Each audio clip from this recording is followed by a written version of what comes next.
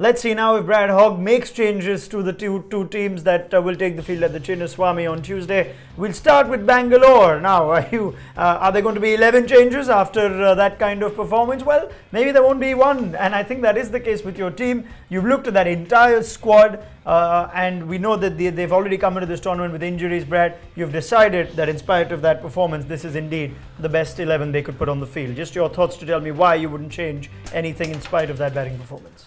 Well, their bowling's their strength. It's as simple as that. The only change that you would look at is bringing Watson in for one of the pace bowlers, but then you take away the spearhead of Mills, or you take away Badri, probably their two best bowlers apart from Chahal in that lineup. And you just, when you've got a team like this, as a coach, you're just hoping that your top three just fire and one of them goes out and blasts a big score, gets a 50 plus. If they get to 50, you're hoping that they get up to 80, and that the middle order just can help and just rotate the strike and just get a couple of boundaries in that middle order. I don't think they need to make big changes. They're in the tournament, they're in the middle of the tournament, they need to win, and that's the best team that they've got out at the present moment as balance-wise. Yeah, maybe the less you change about a performance like that, the better, given those things are not going to happen every day. At least you don't think they'd happen every day. Hyderabad's 11. Now, they'd also be maybe a little bit of questions to be asked of the management on which 11 they feel. They've got a great squad, which started so well. You've, again, stuck to the same team that lost out on the last ball against Pune. I think one question, Hoggy, is, I think you've made the one change. Yuvraj Singh, if he's fit, comes back in, and you've dropped Deepak Hooda to keep place for Bipul Sharma. Maybe in the absence of another experienced bowler at the death, if Bhuvi doesn't get it right like he did against Pune the other night, maybe he plays for Mustafizur. Just your thoughts on that team. No, I just think they've got a very well-balanced team at the present moment. I think Singh comes in for Hooda.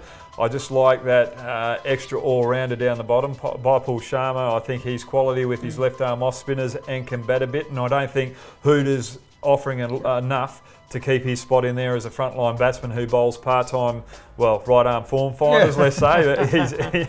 But I'd like to keep Siraj in there in front of Nehra as well. I think Nehra does a great job, but I think Siraj, he's just come on the scene. This could be a big moment for him because he's fast, he's raw, he wants to get into the contest.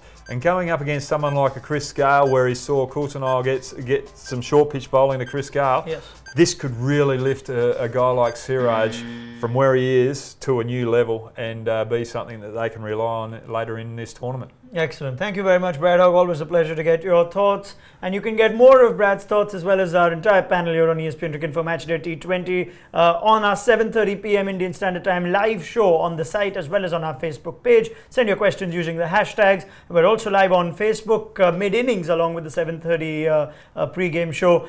So make sure you can send your questions and comments through our guests on that platform. And then, of course, YouTube to subscribe to our content there. We'll see how Bangalore, whether they can come back after that miserable performance against Kolkata against Hyderabad.